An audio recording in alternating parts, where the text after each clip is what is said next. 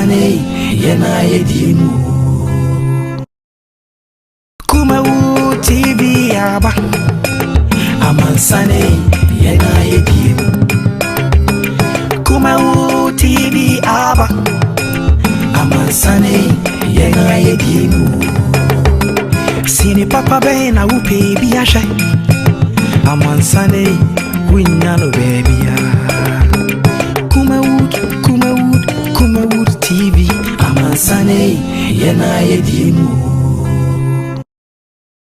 Kumawood TV aba Amansane yena yedimu Kumawood TV aba Amansane yena yedimu Sini papa be na upe biasha Amansane winyano baby Kumawood TV. Right, I was young Elmajo, na yen sign Elma Kwaba, and starting the week. And yatna see Fedian Podaroma in Yamre, na yet to me Edin Como 21st day in the month of June 2021. Yeguso, Shenimus, Fedian Pond, the Chas, the Biodri, and that's what say Unyamena Kassan or the could do. Na afi and the power may be answer no.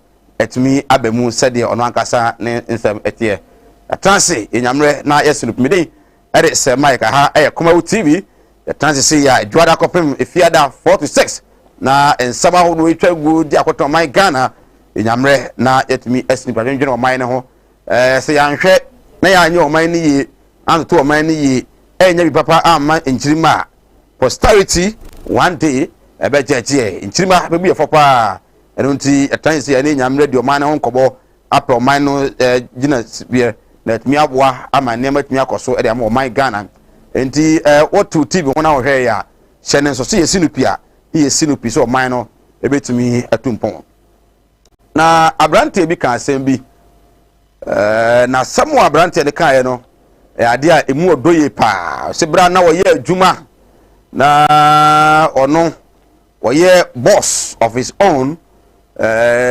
company bi frɛ no so omra ene ye frɛ no a ne twa politic diama no obedu airport a ne the flight aba ne abefa no de ko no hotel program be ko no okoduru ho a ama no coffee obi okura no agye se bia mpanifo ni pe sensu ana se okutansu de akoma no anom ohia bia no ne de bre no it got to the point in time where baby ana okọ conferences ne yiba to no okọ ho as a director okọ as a speaker okọ na ye krokro no na obesi wo airport a ye de car ekofa no edneba no hotel no ebebi du ya na position na no hold ta position ni bio enti ebeye ade se afede na so suppose ko sa kru no na sa bia ho a ofa plane no osi a aje so no a na apeka bi na car na ko no hotel se obebi adi a aje so no a na wafre e ma no bi adi bare nkane no na entesa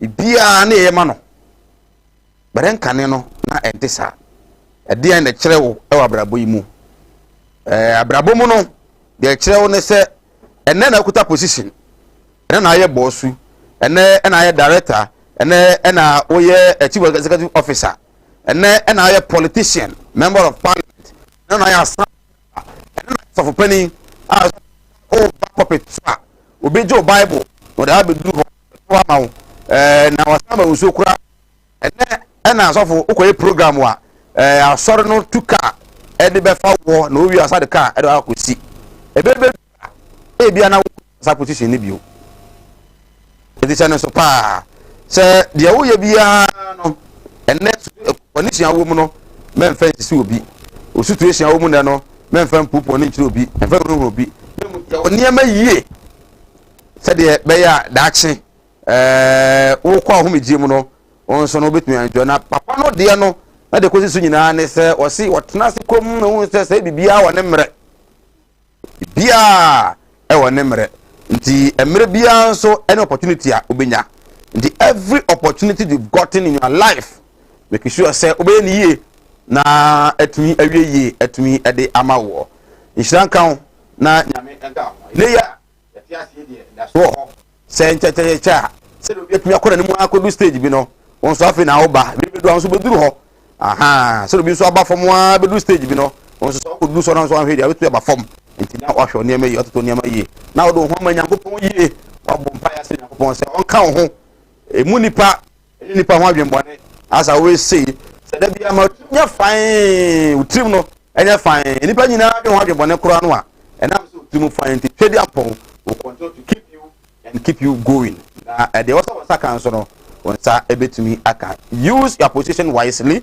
use your position profitably. Let me shout now on count once again mema o ajo na mu akwa ba me den e de se mai ha e ya Kumawood television na say ya enya bre etumi ede ko aseda enko emfa ema Kumawood Training Institute na no memenda na e kama e dem asaba mo ba ye mo amachi atumu se train na mo ba ye no in fact emenda na mo ko na ye sede nko a sa na ehwe ni mu se ba se ubesua de no na aye ni je e de ama on se de obete no ya wate ase ehunu ye we enye nipa 500 ho asem da bi be wi na afo mu hunu hwe no ketwa bi ketwesio do no e mo ba ni na mase na en kai mo se e de kire no mo nkonko ye na mfa so mra so na ebi emra emfa ma babusua na mo nka so e me kan be bo ye no enye kwa tanzo ne ye ka say in 2 weeks time there will be another training. Want me about the training bia mane ha okra another training e o ha obetumi enso aba no besua na etumi abo amanfo esua 3D deposit amanfo esua beats kwa so ayede eyede da me say eyede tu ekomu ya somu ne dade ni na no amanfo esua bi enti wonso onya bere besua bi kwa so ye mmire nwa na nwa de ne bo papa enti chenenso se mrene so na so ba bi sanso na grocery casket shop aseda enko ema no Tawhid na Topate clinic aseda enso ema eno omo na fi Malam Muhammad Spiritual and Herbal Center what be na aso ya se ya ba se sia ya ba nyamre atrase na samno let me yes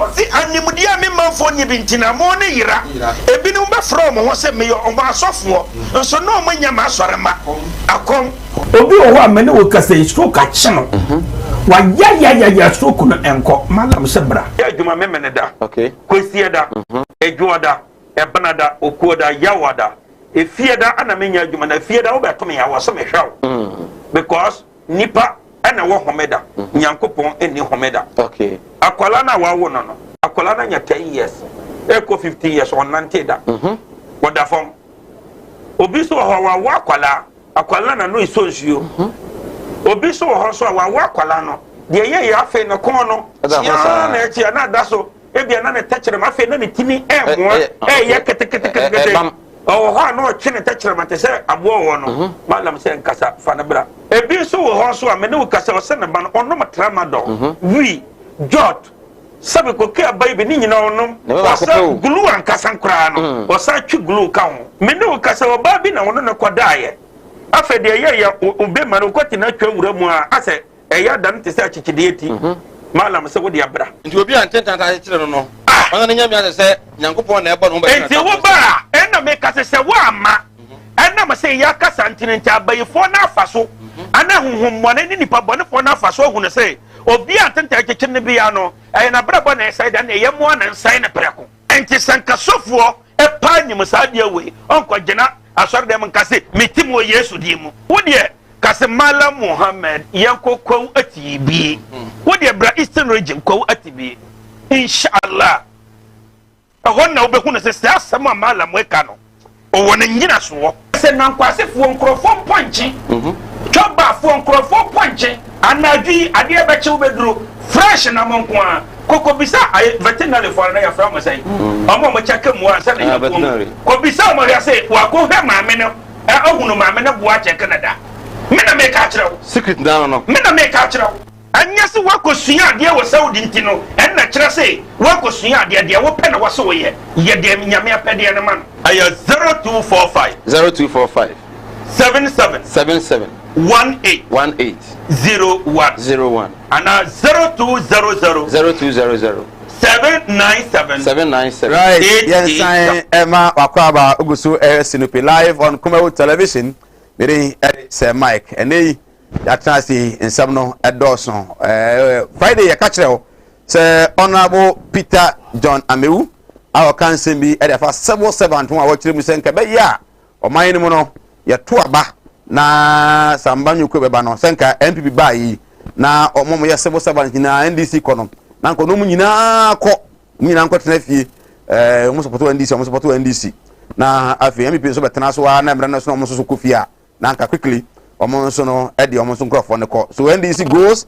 and then they go with their civil servants. NPP when coming in they come with their civil servant because he sees as a minister we had 3 ministries and another work for 5 years no who say o men yenko so nyina no enyamanyofo na mo civil servant na emo man no ene ma entimi nkoyi emfa emaye closak for bo papa saba papa yi e kan ye amene yi o mo so metwen san kra na so man na bebo a omo kra na develop man no dan omo say former politicians e benyamre na yatumi adi enkomo enso ewo ho onum say the NDC and afi the leading secretary for the NDC Johnson Secretary na e kan say said the intimidate NDC lawyers no Chief Justice na Crawford intimidate NDC lawyers no and said that enso ni kra ebeya omunyai anyesa emfa asempapa intimi emma and also ewon komo ewo ha asemban and Bishop Dackward Mills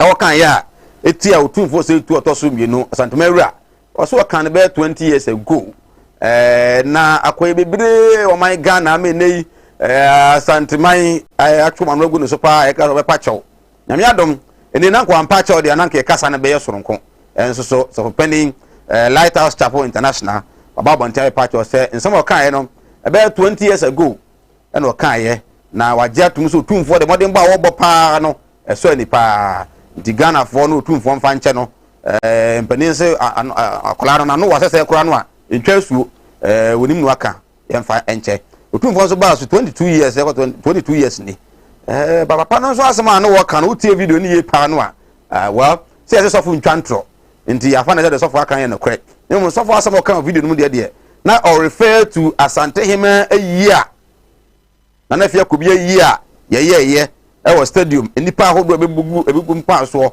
ene ho asam na wo ka eye no so no oba hema ewu 2017 wo nti na papa was 20 years idie nya hwe papa cho no nko ade ye de ache na de wo ka no so no na eye no kore de a why not if you think sanka eye no kore so de a why not papa na wo ka nya no mi sanya no kore ana well we ne sem bi a Ghana fo bi enso ebusa ba so for kan de so for pacho de a edum se mensia de ache de santima nyina ne Ghana nyina so no yenso ye de ache but yentu obi afo so wakasa now I careful especially okasa e de actual people in authority because obi a authority bia no the followers the one who ya we kwa ekuro bi so a ana say tribe bia e bia nka nsore na nka wo santima nyina no ba na akwa bi kwa nka jadam but in Ashanti region ene Asanteman ye pasumdie enunti nyankopon so dipa enim se waka no tumfo nso e de beche oruma nika se pa o de beche kra ama bia ayeka well eno so ho nsam na positive ogusu a omo tete nkrofo a ehwe betumi ensa aka mranti a last week omo ekokọ robo financial institution ma post ni ba kon ene tumi ni ba ko fa so ehwe omo kwa no omo gusu omo ya arrest ne so far about 168 motorbikes and £1 and so on some IGP aka say na enra Father's Day no there say call Ghana Police Service on website and you say IGP Happy Father's Day only two within 3 hours man for bash IGP pa na nyagro na IGP by almost be free na IGP and na kasa and wo 24 no work as be was irresponsible fathers contributing to high crime rate awofo no ama papafo no a mo ye responsible mo hwe mo ma no mo mama sa amofo na nyina obe am robbers akromfo ne adwamanfo o my Ghana no IGP de oka no so mo a mo hwe mo ma no irresponsible fathers amamofo na nyina be ye adwamanfo kobensafo tutufo ne ade e o my Ghana nti wo ba no tutu ni a wo hwe yi pa no bi da oteti ni yi ana are you a responsible father? But then on behalf of the crew young we see a director Samuel Kwabena Dakon happy Father's day belated ne all fathers are more Kumawood and then a man also kramukunum boyfriends and I feel papanum and we should be a happy Father's Day and I feel ye panelists more viewers now so will be a happy Father's Day belated one and I day mama well if I'm near the 60% of structures who say ye ba can Ghana for population and housing census never was last year and I end to me uncle real last year because yare COVID-19 by a fee and I can Ghana for 27th and census night no masha say and the man makum you be egwa kwamwa kenkan no sha and sha sia and sa and the big news are the ho enkomo fuel prices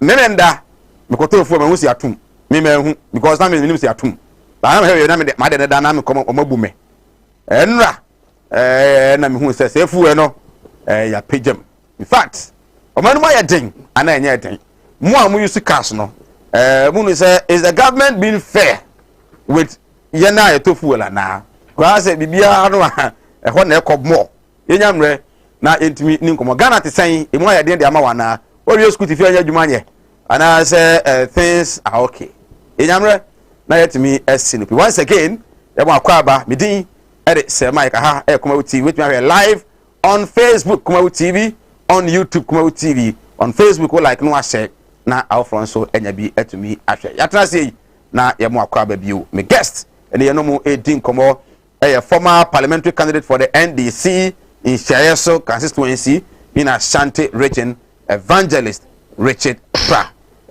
ewa evangelist akwaba yaja minua boko nyame adom ye dae se wufuo na anopai ye kan atiasefo ho meka ho me fie nso ye nyina obia ka ho enti aseda ne ye de be ma awurade ne aka eye oman no chekire enti na ene ya baha aban ya oteso no one Ghana fo ndi ne yi enti ye beba ne ya beka no kure wo mu no ne ye jai ama Ghana fo a omonam sa ho hiahia mu no na omo ameke omo decision acha mpanyifo se acha che tuabe so enchanche wona fe acha ka 3 years 3 years na do ne na ban ni nyina enka 3 years de ye hu ni na 3 years 6 months okay we bet to me the 6 months na ka me ma fa ne say afi no nyina na ye wo mu no ye bu mu ano no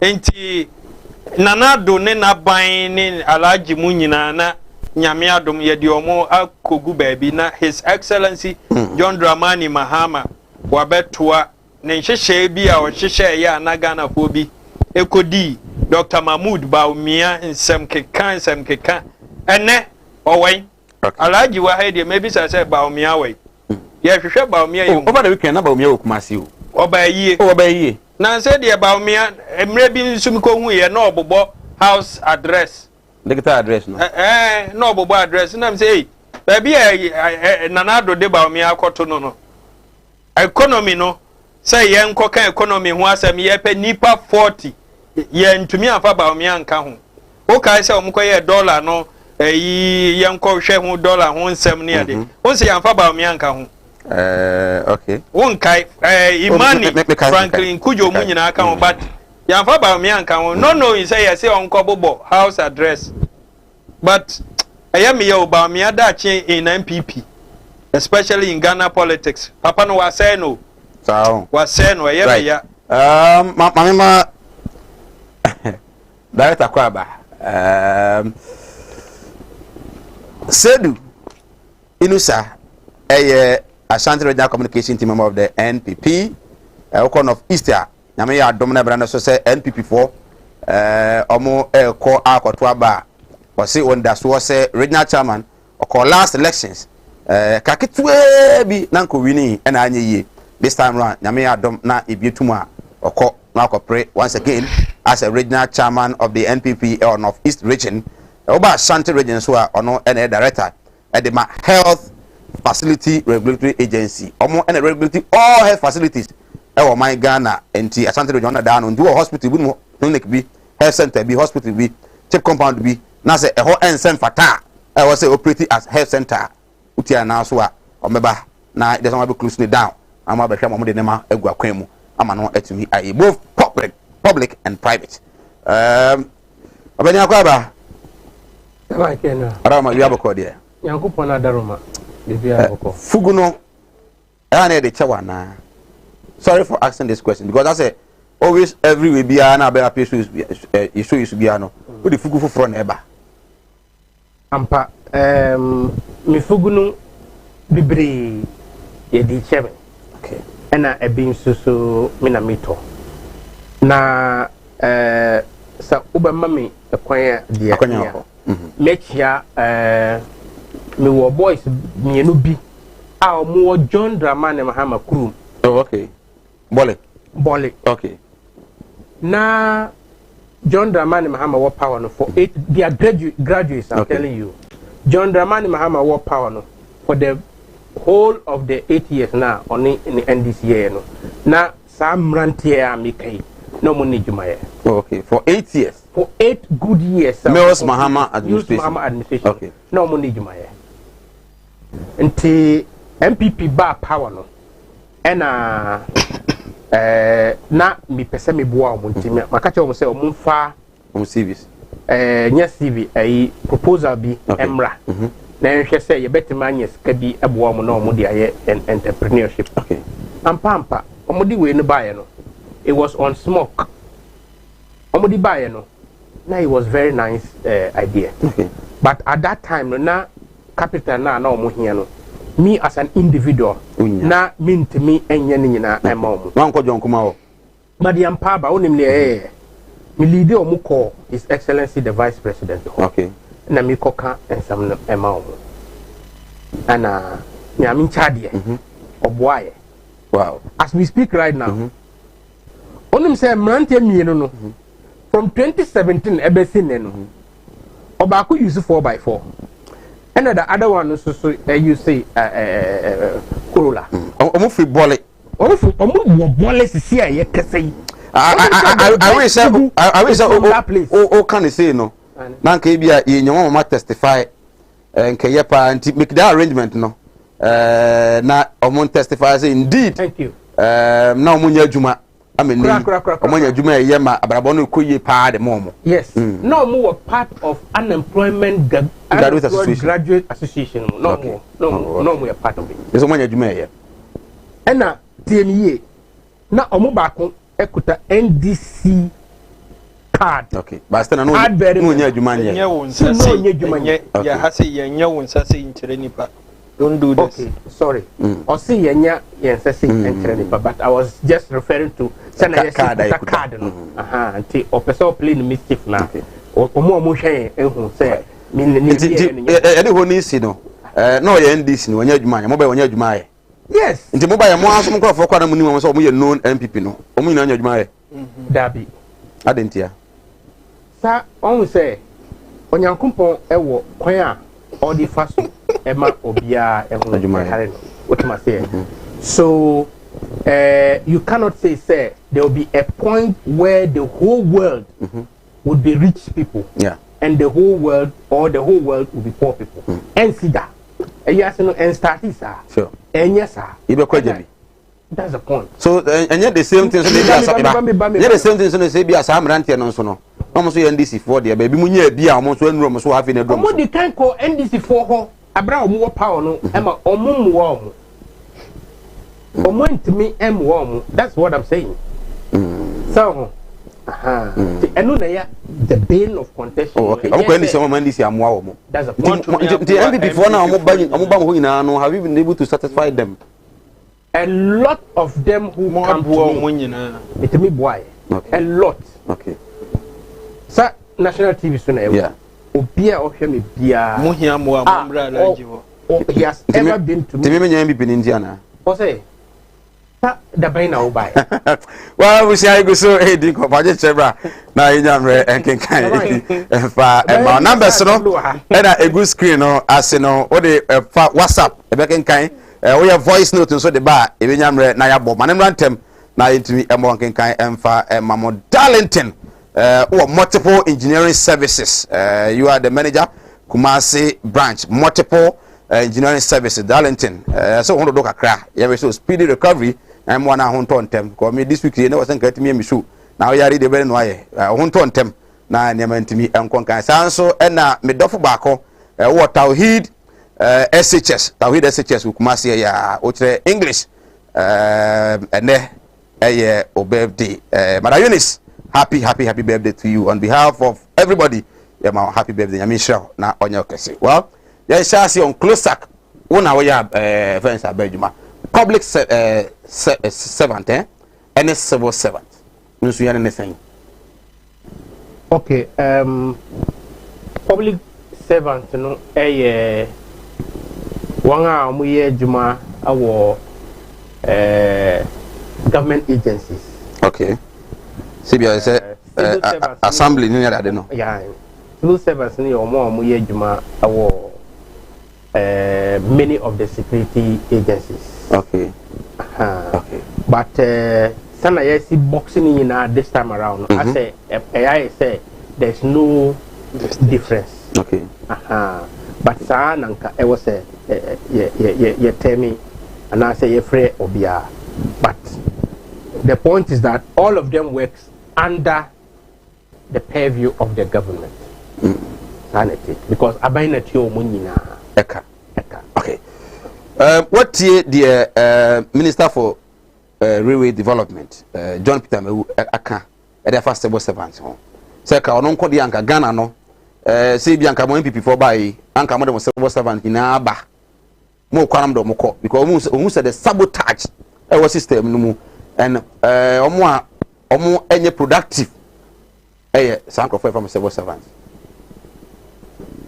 Well, straight ahead, meaning nyade. Okay. TMU. Straight ahead, meaning nyade.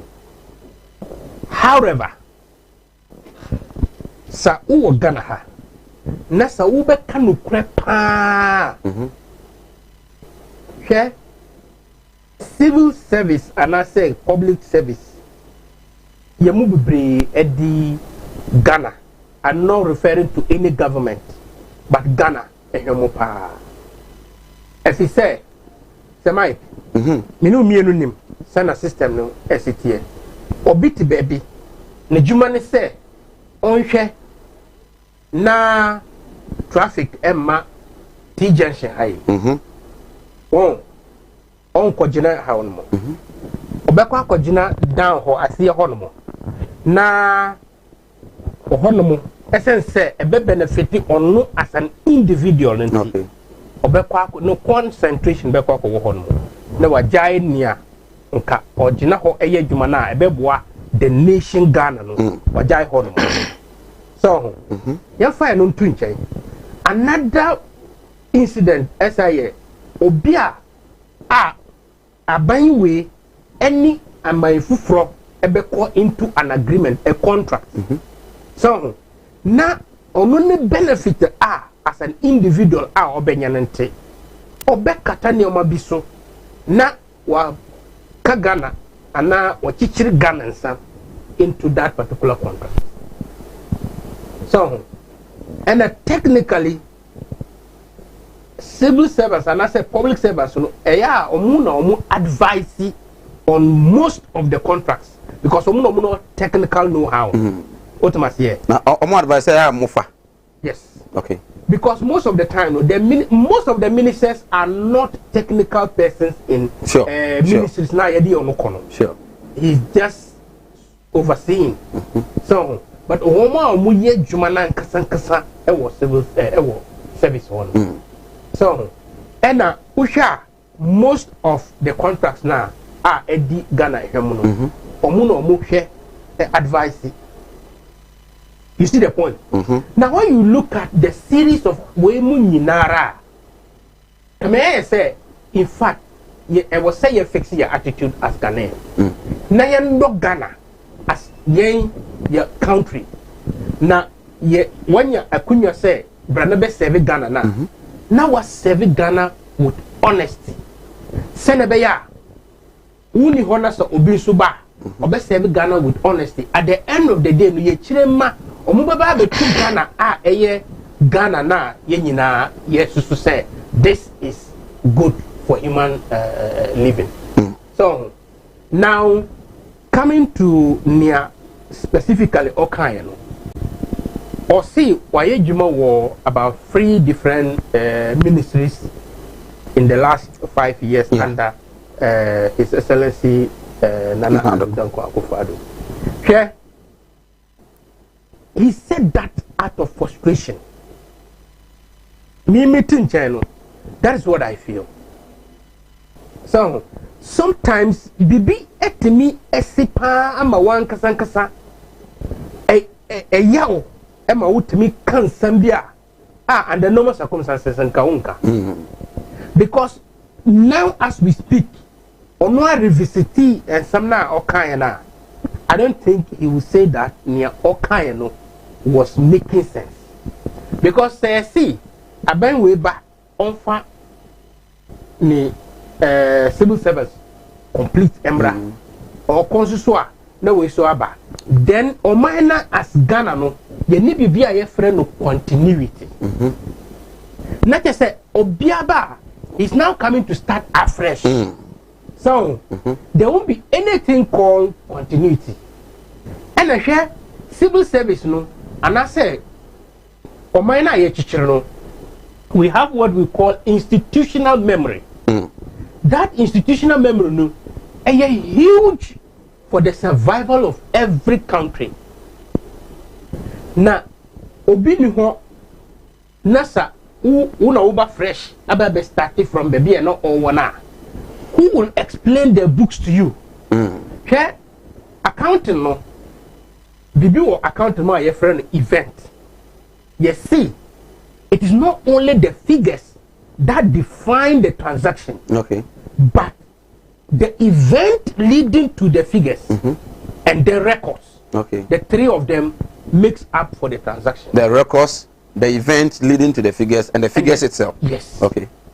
Senabeya or Chinabi, sa figures no sisa obi betima kan say dana ye chichiri sa and sami say na see. So it couldn't have been possible to say a figure ebe say. So event no na abe correct way. Right. And then figures na nkasa would then say okay, this was what transpired on that day and then the transaction.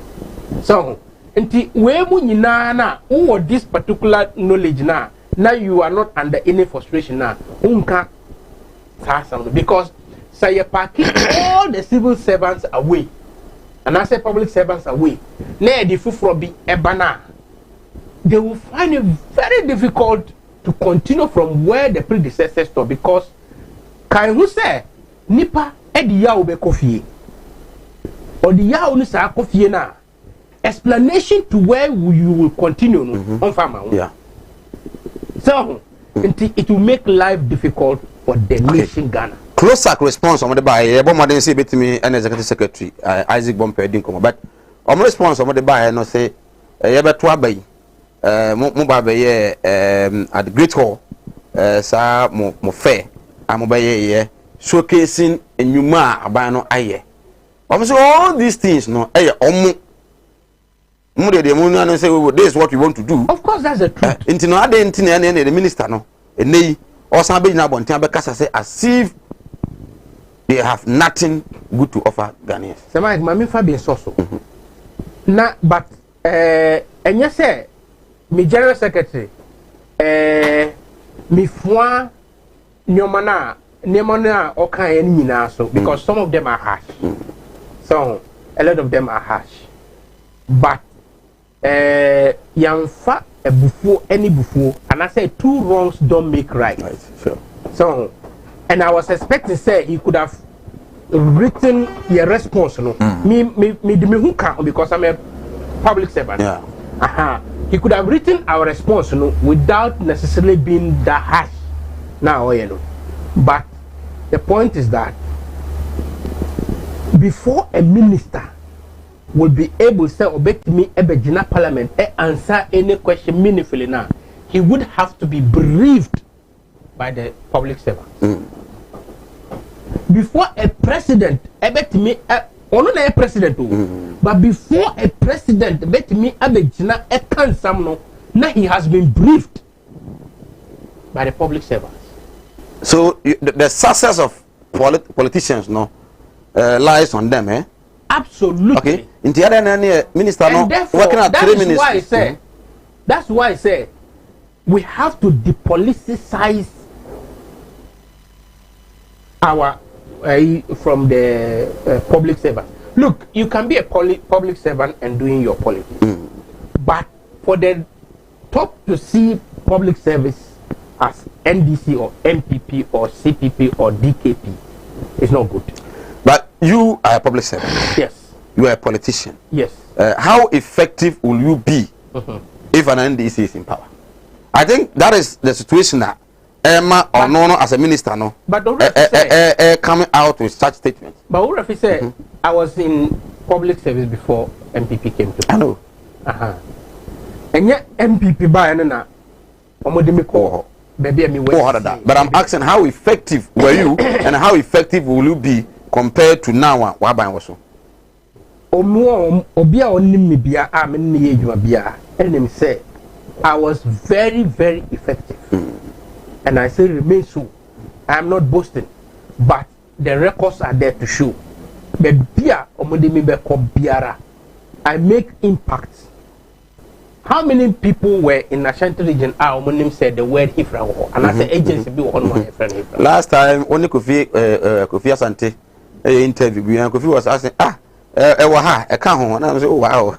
So until meanwhile Hifra was there since 2011. So it has been vibrant during NPP. But you were still there during NDC. You were there, but you couldn't make it vibrant than when MPP is in power. That is when your government is in power. Ashanti region when MPP came to power. Okay. But I was ruling a different region. Okay. And that place, a lot of people were aware of Hifra, which is Greater Accra. Okay. Until I came here when MPP came to power. Okay. But it is not MPP that brought me here. No. Okay. It's just the system. Because yes. All right. Evangelist, this is what the minister is saying. Without saying say ebia okano out of ebia bufu bi so near the but then we share nanado ministry the ministers here. Let me say in terms of working experience in ministries, he has had 3 ministries. Joroni obia was several more ministries under nanado. He started with lands and natural resources. He moved to energy and is now at railway. And what can say who say adwuma civil servants no no enso ani o my Ghana nkoso nyina dey so bo politicians no enye omwa ya fa so bo no emo civil servant gabe ya kora no a when an MPP is coming they come with their civil servant. When they are going they go with them. That is all. Sir Mike my memfa kwa we so na menchia wona ajebre ne share Kumawood television. Good. Na membo wabaso na mema yenyina happy Father's Day. For me, thank you. You use the word belated. I disagree. Okay. Fathers needs to be celebrated every day. Oh, okay. Every day. So there's nothing like belated. But if you look at the hype man nya no, any nya no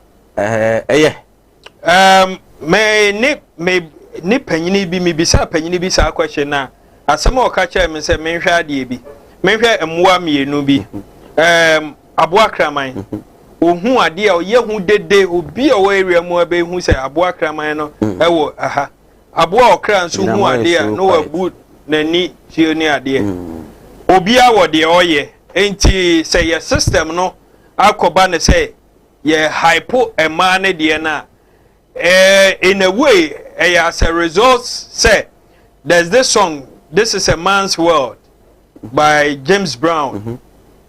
A man no ya dominate, so the women feel this is their time to also shine. But you know, men will forever be men. There's no way a mabe to me abe take you over. Okay. One irresponsible father. And for me, a simple answer: an irresponsible father is a father who gives birth and cannot take care of the child. Okay. Simple. The omona ama crime adoso no say the IGP can. O pese ye diura IGP die no mo. Ketu e bi na mebusa wo. Baby a ye wo me nhia so ha sei.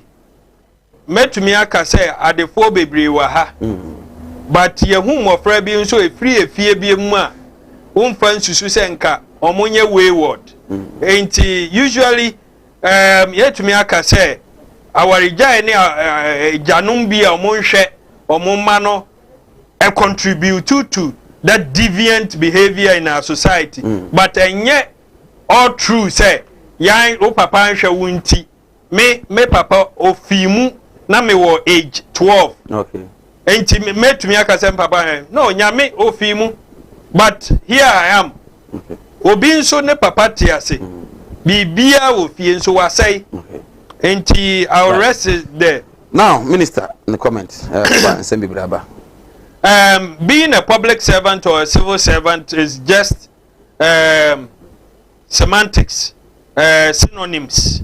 We've got dictionary, we now share public servant. We share synonyms, you see a civil servant. Sounds now share civil servant. Usually there's also this appointed civil servants who normally come with their administration. Some are even elected. The moment president here, public servant, but on a time, tono suaba. MPP ba ye, senior, minua, oka, omo wabua omo, no de kopie, bole bamboy, because John Mahama, or say John Mahama now krum ni adie. So be a nye juma, no free Mahama busuya mumpa. For me, I feel it's unfortunate, so be nye juma, because Bible pose ni onye juma no. And so didi. But this is a system we are running. Say, but today, Alaji will say the Okano to score a political point or tre Yadrias to say Mahama Kurani Krum Nibi under his tenure. Enye Juma nye. It's because and then Nanado Minim Nanado Abusiania only Juma ye. Obana Baimua Nebusia Fonu Pocho. There's one family. Eja enane ne mami ensa omu nyina wo nanado aban no mu. One family nanado abusua no ekuo baako eja wo ho no ne yire ne mami ensa omu nyina wo aban no mu. So you pushed him say enti MPP ni bi wo ho a onye adwuma. I think the MPP for ehwe no they should be worried.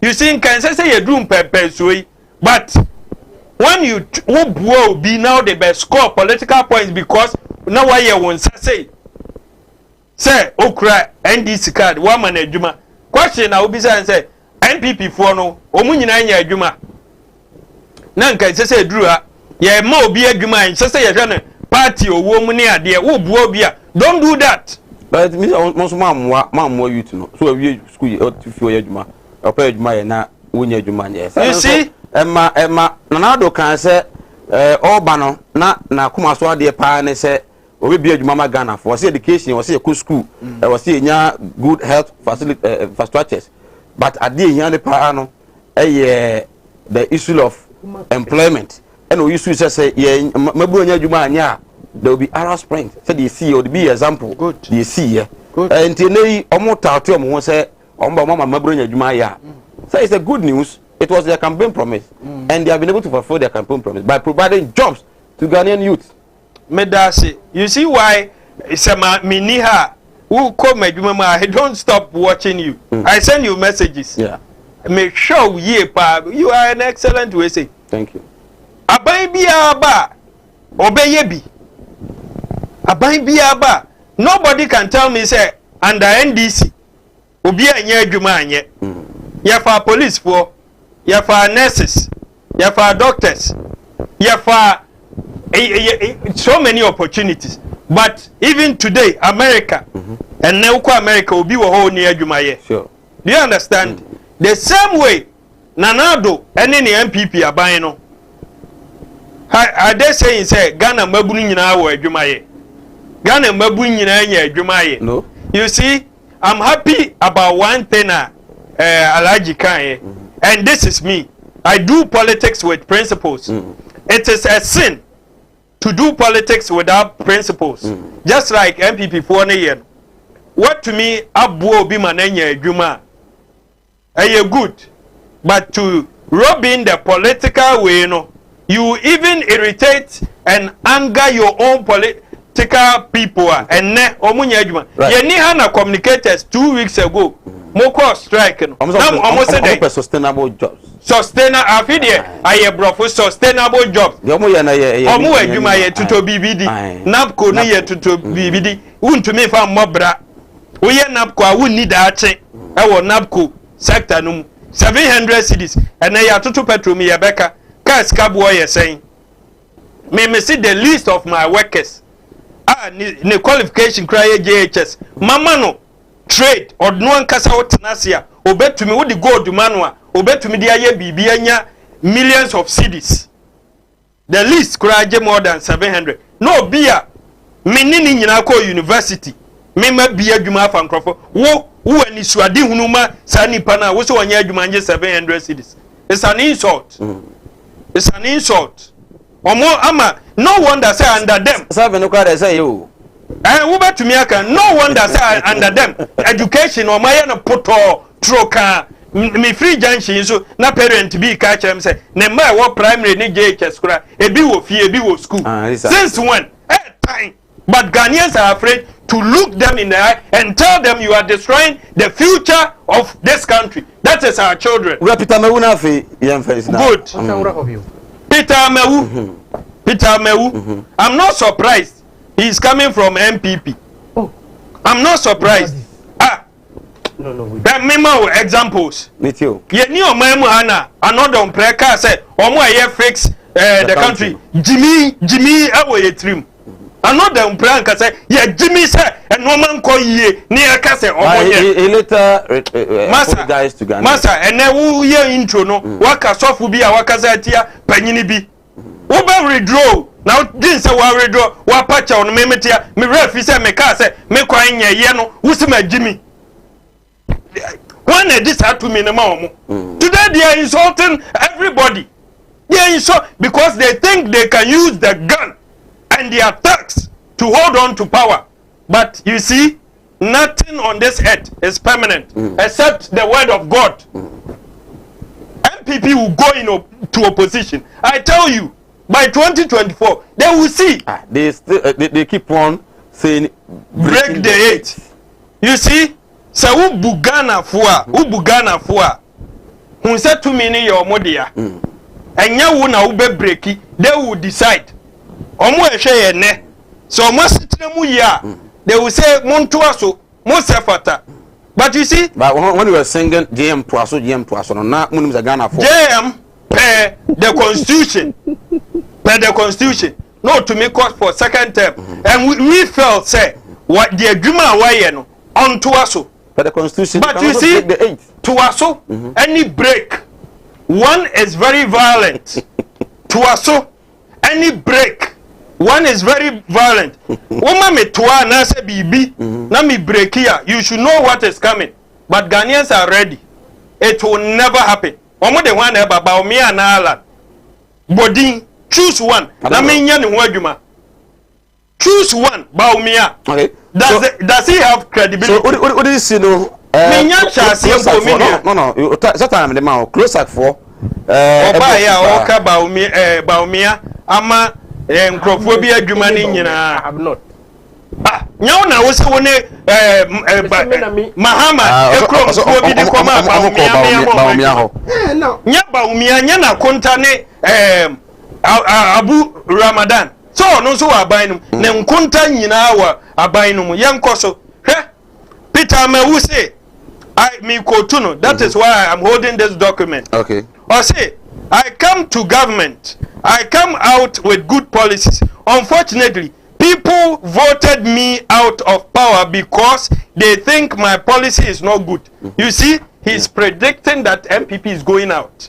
Do you see that? Just not many people. I say people voted me out. That is what people are going to do. Unfortunately, the people who are supposed to implement remain there. They must also go so that this nonsense of allowing people who work in the system to destroy the system and blame is put on a politician. We can't allow that to continue. Amawu, I dare you. I dare you. According to you, you can't allow that to continue. What will you do? Sack all public servants? Sack all civil servants? When you know you are going into opposition because of this bad governance. But I understand that's not my and it is his idea based on the experience of when I say people are sabotaging the system because they feel say well, many MEP also many was saying Kajmana me car sells the crew from airport on about for about 3 days. 4.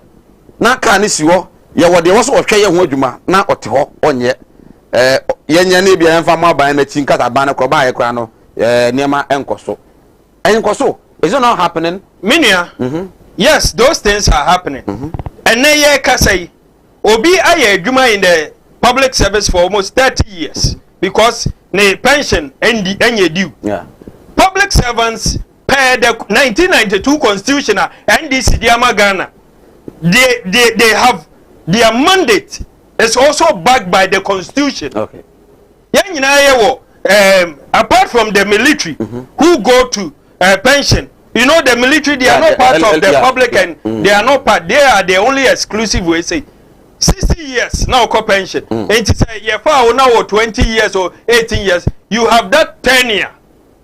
But yenim say yime say me educational minister.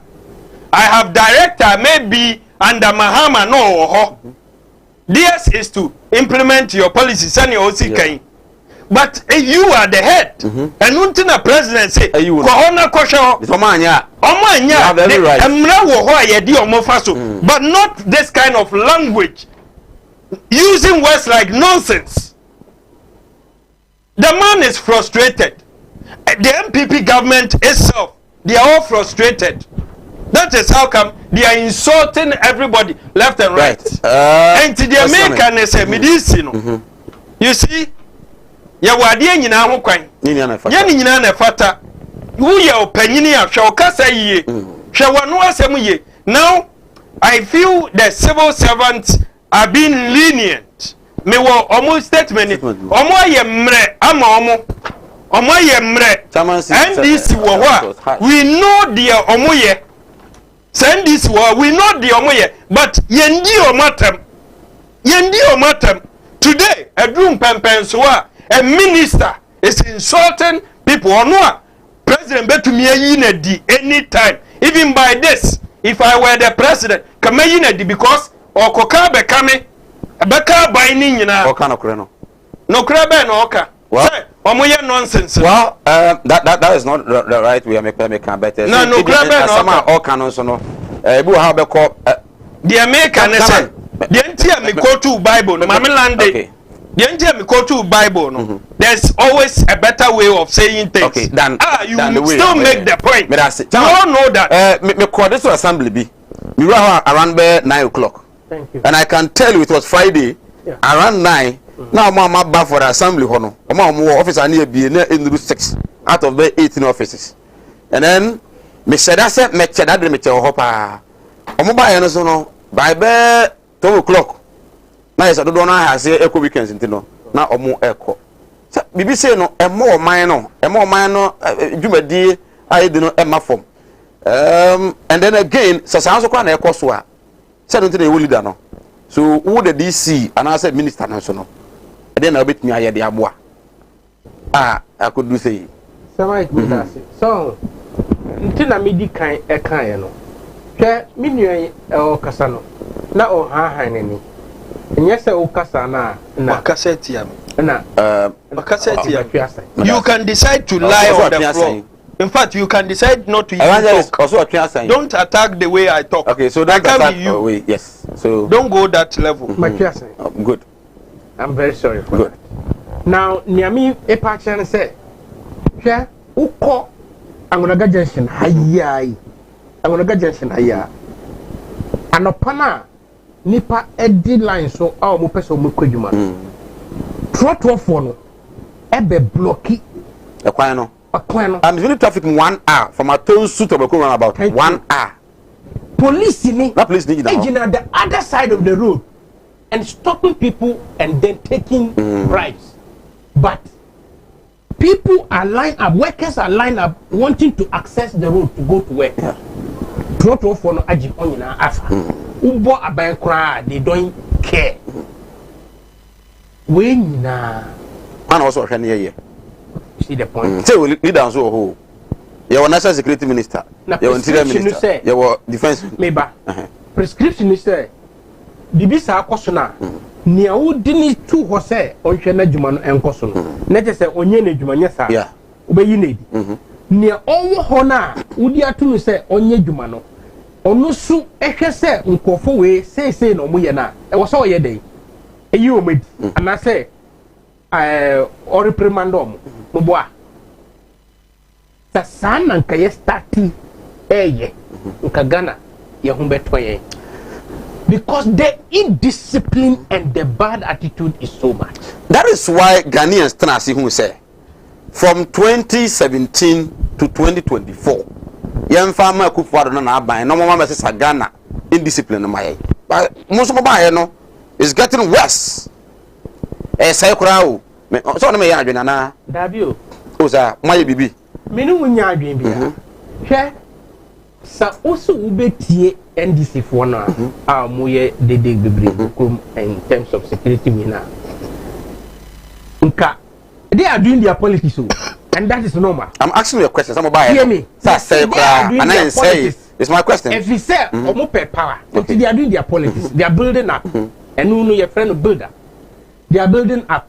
So share ene who share barometer na buy. Ghana is the safest within the sub-Saharan second. Mauritius na first. Yeah. And I hear that second. Yeah, Ghana is the safest. Good. You come there. But the point is that now what make you point say e do an pa. Aposi ni gina ho.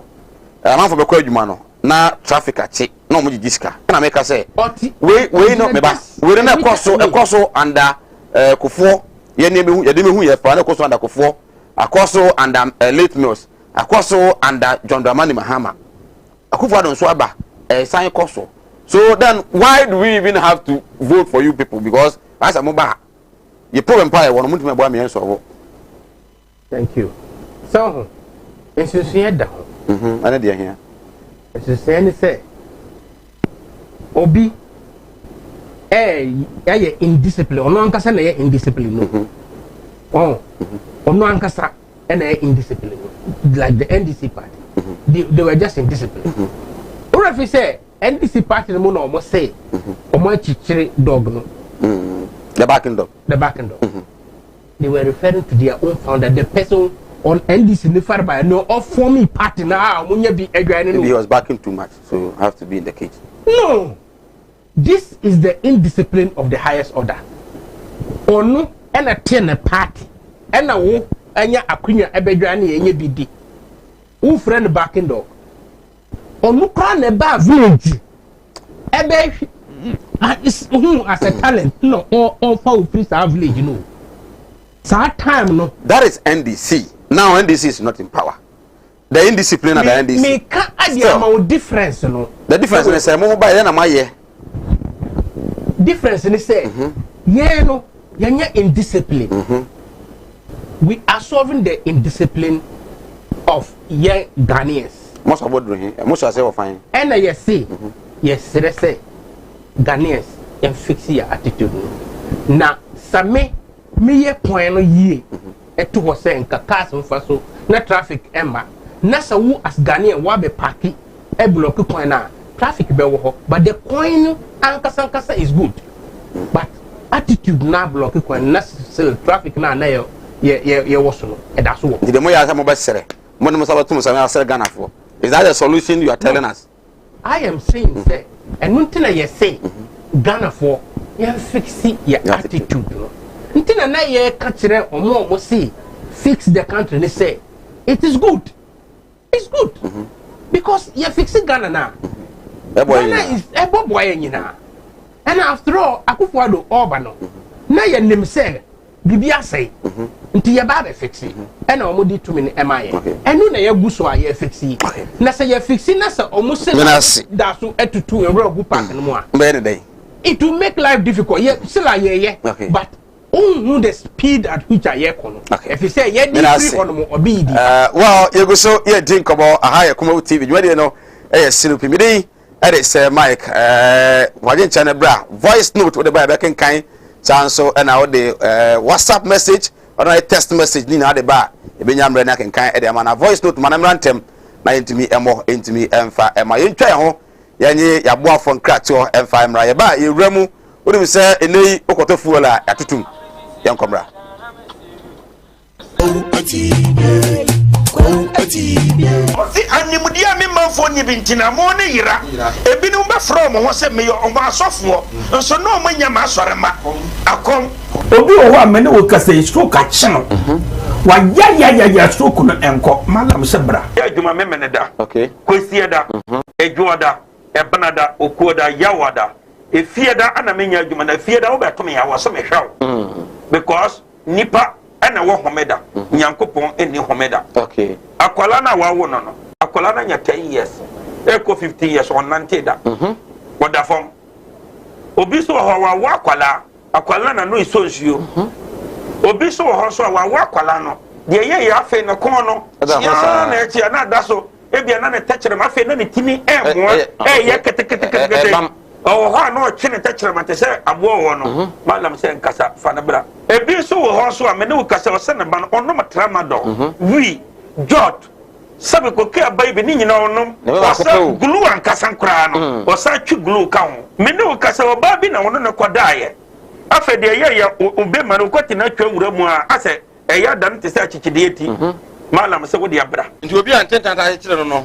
Wana ne nyame ase se Nyankopon na ebo no ba. enti wo ba ena me kasa se wo ama ena ma se ya kasa ntinenta abayifo na afaso ana honhom mo ne nipa bone fo na afaso hu ne se obi antenta kekye ne bia no na brabo na sai da na yemo na nsai na preko enti sanka sofo pa nyim sa dia we onko gina asor dem nkase metim wo Yesu di mu wo de kase mala Muhammad yankokon atibi wo de bra Eastern region ko atibi inshallah ahonna wo be hu ne se asama mala mo eka no o wona nyina so se nankwase fo nkrofo ponchi choba fo nkrofo ponchi anadwi ade be che wo beduro fresh na monko a koko bisa veterinary for na ya fra mo sai omo mo check mu ansa na ya ko bisa mo ya say wa ko he ma me no ohunu ma me no boa check na da me na me ka kire Secret na no. me na me ka kire anya se wa ko sua ade wo saudi ntino en na kire say wa ko sua ade wo pe na wo so ye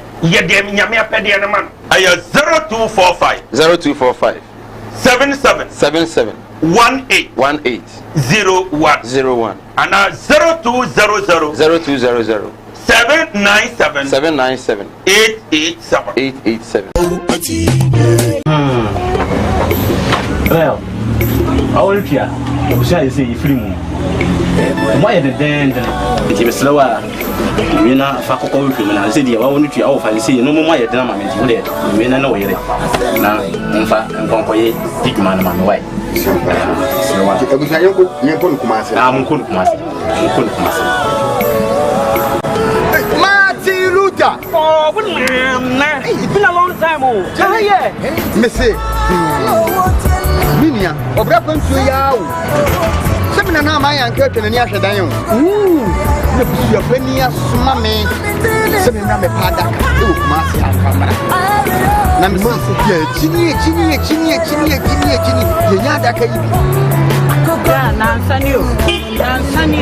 someone that's why we need problem cry. Who made this free to buy better Ghana? And I'm in a confident. What one and one said to me a day in the promise. And what bread in the capre or do you be next time? One straight casket shop. I would massy labor higher. Me call one man. And was sending me yes, can't say you. You would have been Chawano. Missy Kaya, the man is a new family. I saw a bit yes, me ambulance. No, Miss Ampeg, everybody done no and come. Ambulance, and the other down, only ambulance service into the problem cry. And now, the yearly say, openness to take a crab with the atlas here. You know, so must stay by promo. You couldn't put it out. Some Postway casket shops here. You will not come every to send the movie now. Postway casket shop, you will come and say, in front of Newtown, you didn't labor office in the bank. Postway casket shop. We are are the dealers in quality local and foreign caskets.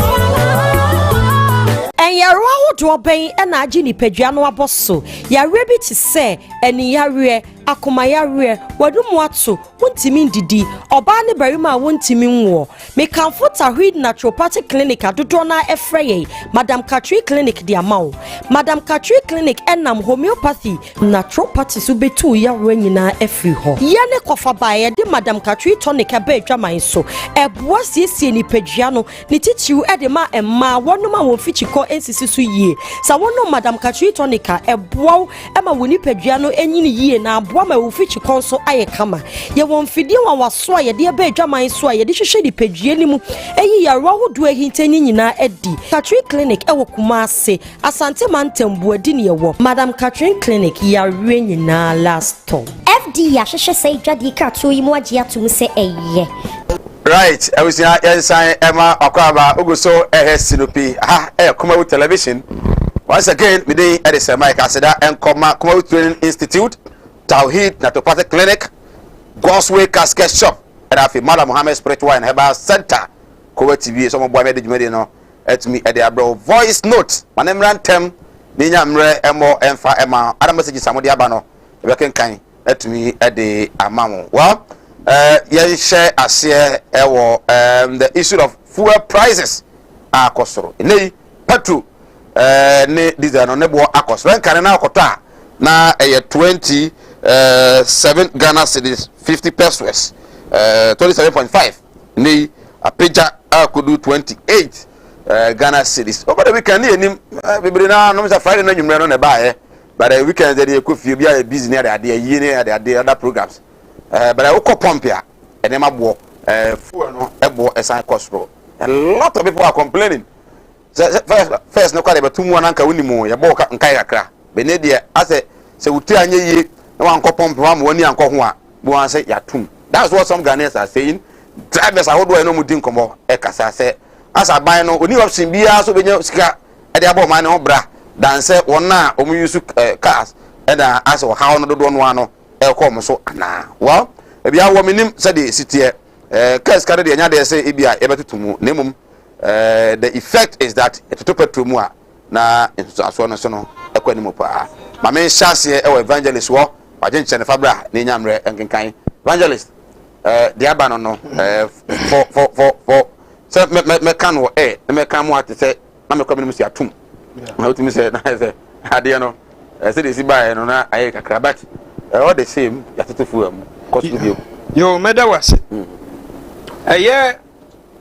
the politics of petroleum products petrol ni ade the politics see our party bia omo a benefit pa MPP started President Kufuor pen so na omo baby omo koye campaign bia baby a President Kufuor ko bia okra gallon sa time no na petrol ye 6,400 and ne ye sika sesa e ba ye 64 pesos President Kufuor nya tumi no sa time no se Ghana fo ntumi nto mutume to ana Ghana fo eto mutrim na omukot thinking say 64 pesos a 6,400 President Kufuor ba e bia ye beto no be 20 pesos President Kufuor eko ni eto no 54,000 ubetumi aweke percentage no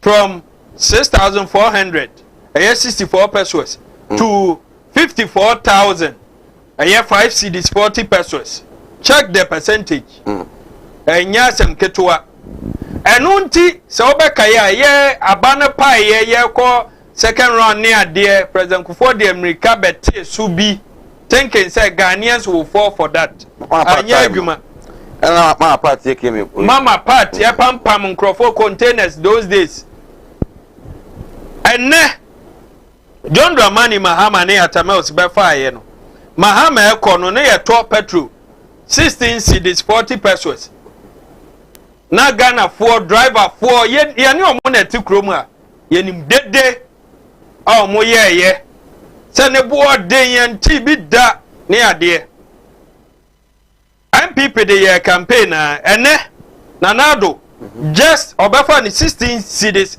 40 pesos ne 4-year time no so ye no na ye top petrol 1 gallon 24 cedis 240,000 with this short while 6 months ni say and now 1 gallon ye 28 cedis 280,000 say the omo ye ne say omo tumo anajo and na weekends mostly kwasiada enti adwoada wunti nsimu no wo koto petrol obakona in your face na nado say for more to do more for more to do more in your face and petrol 1 liter aye 6.23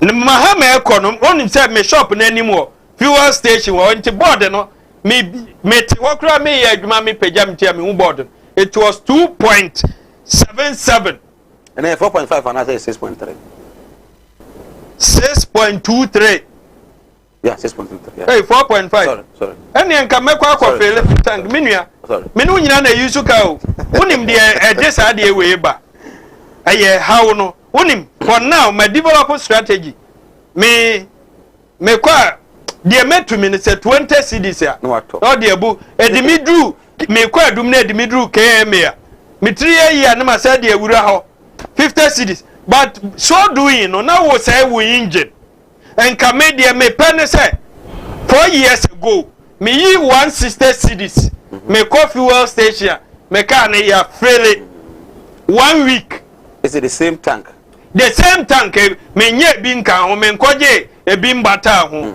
enne se me manto 300 cedis there about that is weekend man nye rounds the normal sorry a year back could be no but me yama say me weekend me ko ye wo mampo me baabo so esan so wura mu wo ho ekoye meeting bi petrol 300 cedis ene just 100 ne Saturday half tank eko what the year ho kwa am say 150 dem consume sa 150 eko enunti ene Ghana for me by yes simple mathematics ama what wona wadwen ye o say unika enti me na meto menya me car ena meto unim say Ghana ni bia especially yamrantie ye die so ne say ye benya car ye benya ye fie ne ya ware Augustina na wanya be ma bi ne wabeso no mu no de ne ko na wate ne house Ghana ni abrantie bia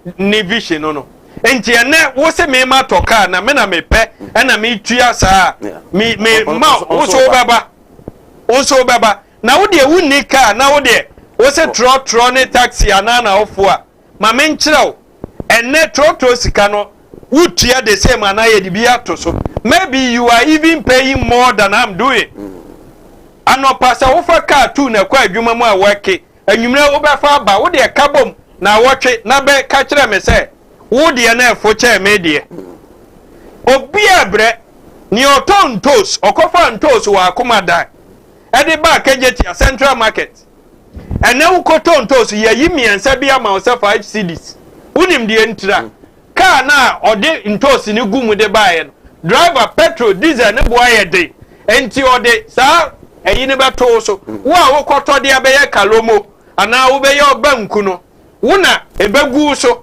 nti ene banku ene nkuruma nkwakura ne boa ye de ene abetie ne boa ye de enti one no say ene petrol ntutumu no enka no but it me first one so ma ban no the regulation SRC and the NDC President Kufuor na SRC oh sir yes okay ne senti ne say emre bi na ban ko ana me kaida Kufuor time say the regulation SRC Kufuor time I will get it for you kaida don't worry what hey unim de esi wo Ghana bia as we sit here but in respect to the regulation there me say me mane ha o say ya wa ha alaji kasa me yi ama why okay me ya babo ene ye kasa yi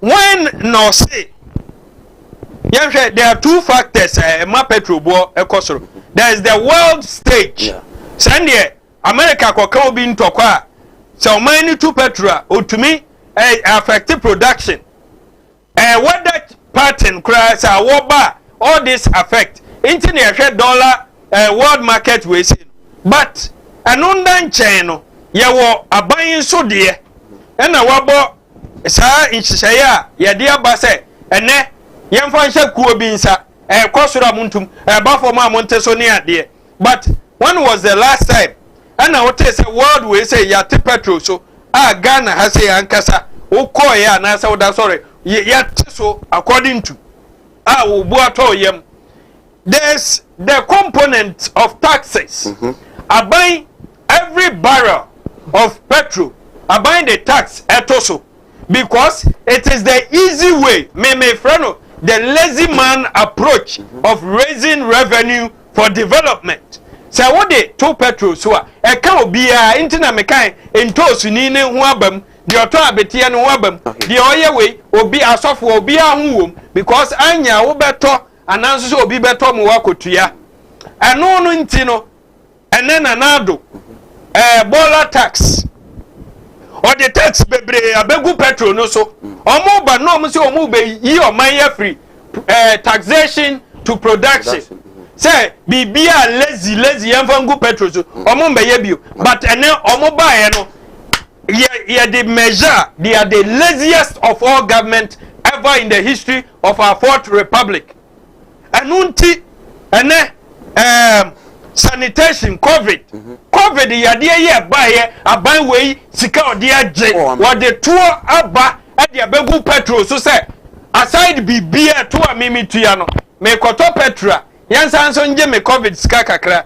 eno na bisa say eduro na omokope e de abewo wo the second one no eduro na me ho fa me anko one to me anwo inti wuti we ya wo one wo number 2 no eduro na we mimiti ye me wo bio enduru me so oh okay Ghana for millions almost 29 million Ghanaians and to me wo enti covid tax now sebosu mienu anaye mu age no eduro na we omo se omo de akoma connection man ane aban no connection man ene nkoto aduro ne mrai ade $10 omo de gi 19 connection you be bedinti enti menua medisi no ye ntumi nkasa nwie as long as MPP ne nanado ese ombema ye ho akire ye no ye nkasa nwie enti me de ba pem na mato amagana fo se mu amuto ma nanado no de ye hu nyina eye mu decision no sa na montuo no e na ama ye nyina ye brei right so sinupi Kumawood television evangelist Richard for Atinenka former parliamentary candidate for the NDC in Shiazi constituency in Ashanti region on a sticker and a contestant as sticker BT no is the sticker of parliament Sir Mike, tell the NDC man that when Mahama gave that Muslim lady 50 cedis to real pick he fly and brought the lady to parliament. Tell him what. This is what I wrote. Okay. Be at the no. We say. I wrote that. We say please tell the NPP man to stop lying to Ghanaians. When Mahama was a president, everything is normal, but now poor. I'm the lucky from Aguna Nkwanta, Ahanta West. Aguna Nkwanta. There's a few others called Evaluja, Elembele, Jomoro. Nafi Western in fact Western hono na nsami ko ho takwa kwan no ufi takwa de kwa kwanta I don't know kwan say enye kwan bone pa from Takrade to Aguna Kwanta kwan atro and then from Aguna Kwanta to also takwa nso kwan nye what is going on minister Padaroma keka ho na Western for omabo mo papa okay we say in fact Nanado is killing Ghanaians. Bawa Kintampo and Odiafria, and also Ediaba. We text messages. Some Odiaba. My main co was Kakrana fi chairman, and so into me Emrem. In fact, me do Western region, not me raho papa. Ediama Minuanuma or Western region. Well, we say I'm Enoch from Achuma Trabum in Ashanti region. I really like the NPP man outfit, but highly disappointed at his argument. How can he sit on a big platform like this and brag of providing job for only 2 men in the whole wallet? In Enoch ni so dia obusa ono no. Hi, good evening. Mr. Admako is Marshall. Please, I need okay. Friend of Sadiq. Okay. I say I love your program. Okay, yeah, so yeah, that's it. Obeti yanka. Ono dia odi abanom. We say indiscipline under the NPP has reached its highest point. We were here when invisible forces chased a minister out of his constituency. The same group chased and beat a regional coordinator. The same group invaded a courtroom. How many of these people have been arrested by this impotent, corrupt, and Nana Addo-led government? Usu Bempa, Deputy Secretary, hopeful for Atoma Mwabieja North constituency. Bro, a very good evening. Yanasi, so do dear etmi Abba. We say, Sir Mike, ask the Reverend that he should also tell Ghanaians the percentage from 5.4 cities to 16 cities, and also Kajetia board calculations on fuel by some NDC members during Kufuor's second tenure, even when the prices was 5.4. So who said Kufuor time no okona 5.4 and NDC after Mahama ekono na no so 16 percentage no evangelist wa ha ekabomwe na also your mass no na yehunu. Right, Sir Mike, I agree with Honorable Peter Amewu saying the civil and public servants are doing nothing but sabotaging government at all times. From Sadiq Kumawood Bodmase Yanchia Kumawood Bodmase Rasufu ina enyumring. Tell the NDC man that what insult is buying houses for slave queens with Ghanaians money and not giving NAPCO members 700 cedis. Okay, we Sami Ashtown and also Eddie Freya or the Abba. Well, there was a chairman Siedun Ketia from Ebra Asebu as some Kwaman Kesi. Okay, chairman Siedun Ketia. Oh, okay, from Ebra Asebu. Abra Asebu Kwaman Kesi. So Nanado, so if Ghana is your private company, so this is how you were going to manage it. Hey, Nana, why do you want to take Ghana? My regards to Honorable Felix Kwachi Ofusu. Okay, Kwachi Enya, right? Also Honorable Felix Kwachi Ofusu. We every Opoku Samuel from Ejura. Samai, good evening. In fact, what Nanado and the NPP government, the NPP government is doing to us is not good at all. I think that is what we wanted to write. Is doing to us is not good at all. We Opoku Samuel there and also Eddie Abba. Samai, tell the NDC man that when Mahama gave that Muslim, I think I've read this message. Well, I'm ho. Tama. Samai. Minti we fu no kwa na ekosoro. Se de agense mu ana. De betimi aye. Sound in Paul. Oh, yeah, you Paul. I also mean country o say. Tama we all kasano nke wo say. All stop 518. Paul Kabrayando. I say I was say or no tifie. I say I was say. O say. Calculation na we all yen. I dey say or ye mischievous. Okay. And as go school when you must see. On him the difference between gallons and liter. But me can emphatically say na or ye mischievous. Okay. My phone na nkasa mbetuna say we need the over. I take exception to the Paul statement say now so we end 19 no. 18. Paul if you no manage time with studios. Asa okay. Nti o time ni uye nyina okay. Interesting. Okay, young koso. All cancer no or say 6,400 na Kenya no 64 pesos me boa. Nti he should have multiplied that by 4 and get a gallon, a price of a gallon. What am I saying? He didn't do that. Okay. Until a fan or you see liter, but over 5.4 no or you see gallon. Yeah. You see, they are moving from there. A man for Yan some movie and free hormone. Yembra current one. Okay. Onwa see petrol CCA aye 2 mono. 6.23 mobwa. 6.23 wuna ukasa. Though I know it is 6.29. Okay. But no see 6.23. Thank you. But also calculating and also no. Or see gallon is 28. You have to 6.23 and multiply by 4. And she said, who said a gallon yet? 4. You don't know. No, I said a gallon is 20. Okay, gallon. 4.5 liters makes a gallon. Check. 4.5 liters make a gallon. Check. You see, you are exposing yourself. And a gallon now is 28 Ghana. You don't know. Check. Let me tell the total. Now wait a minute. Wait a minute. Listen to this one.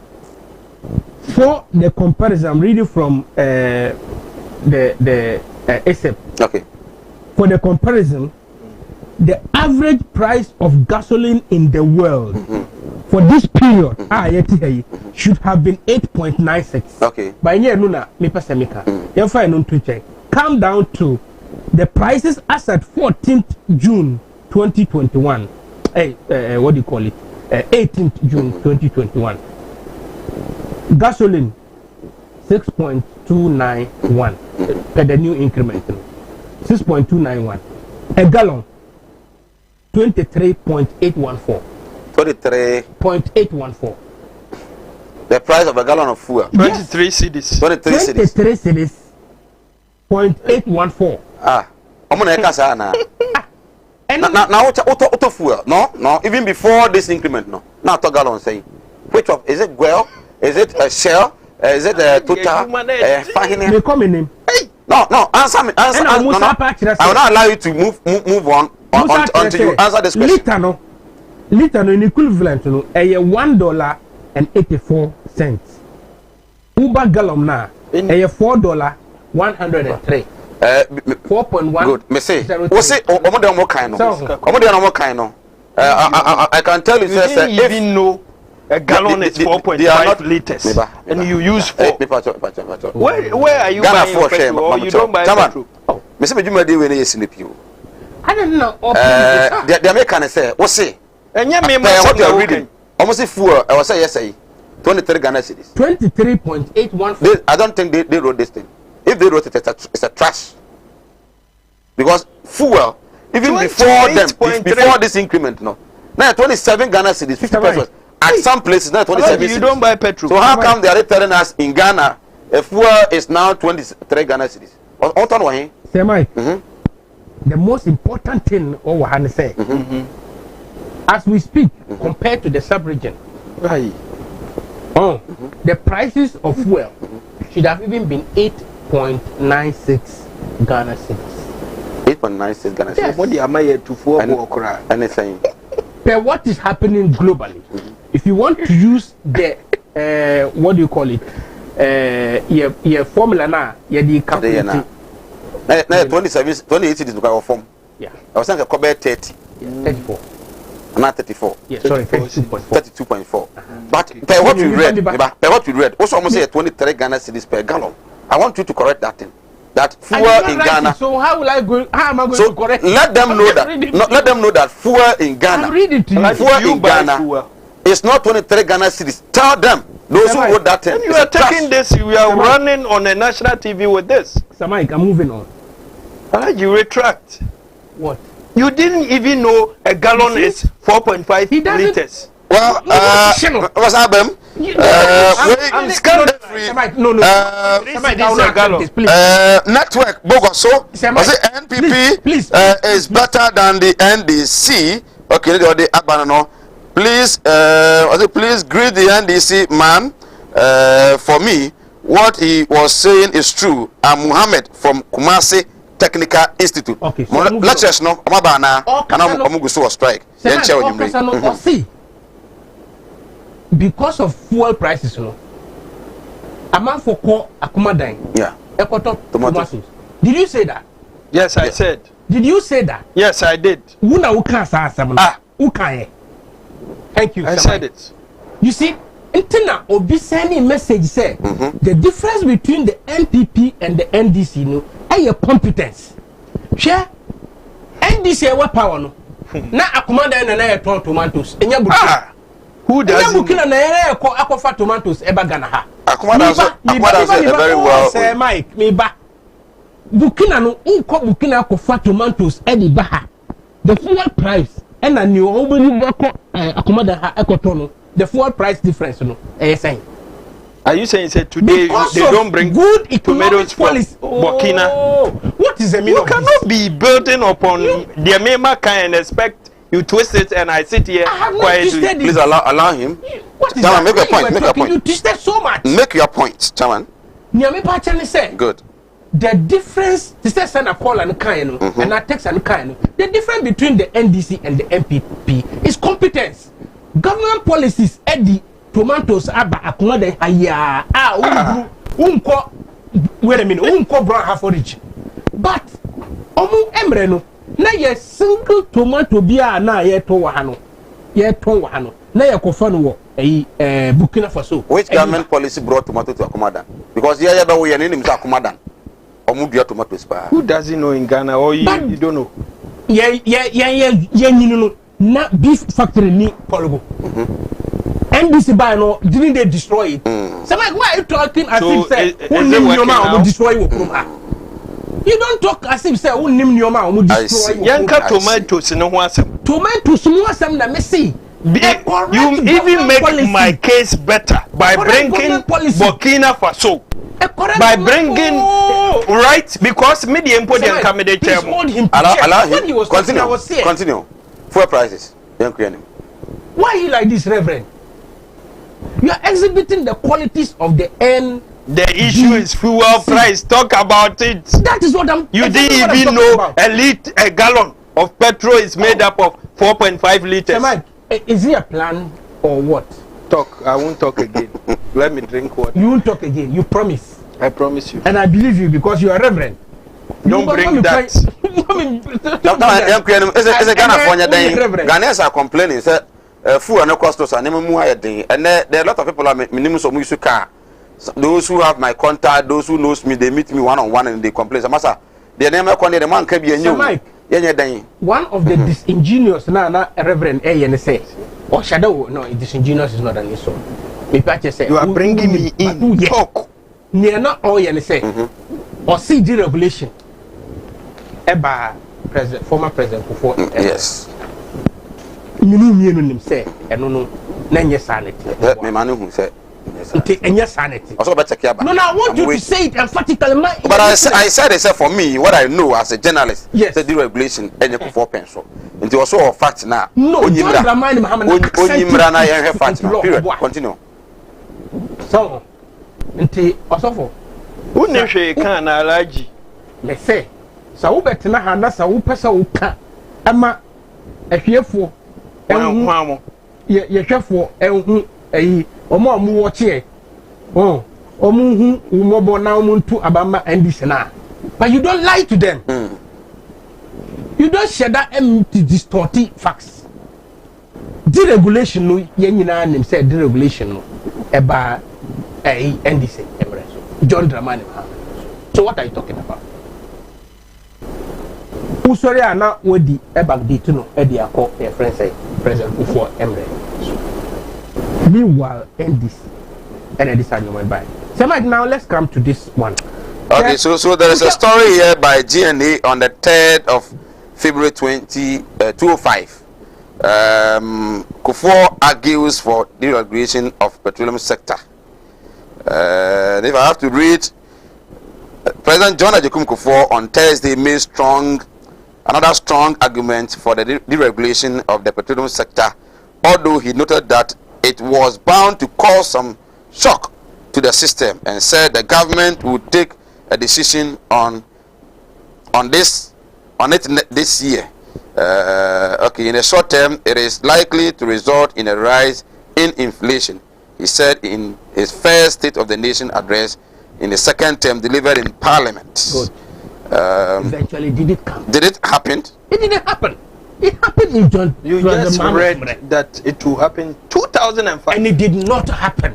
It didn't. So what evidence do you want again? It didn't. Okay. Bring your proof. I told him I'll get it for you. you. Now I'm telling you that deregulation, President John Dramani Mahama Nemrena deregulation ebaye. Now it's not a bad thing anyway. Because na first no, ye two petrol say na ye blame me abayna otiso. Sana na ye. And in order to take the politics out of it no, ye tenasi etiku as Ghanaians. But that time na President John Dramani Mahama na owo a seat no so. Nti Ghana for tenasi eyi ku obi. Omudi sa formula no e show mo sam. Se na be ya eno no ebehwe ama ye petrol prices. Ebe determine ye petrol prices awo ye mempa. Wow. So they did that. Nti wuntimi embetena ha ene na petrol price akosura na you want to blame the government.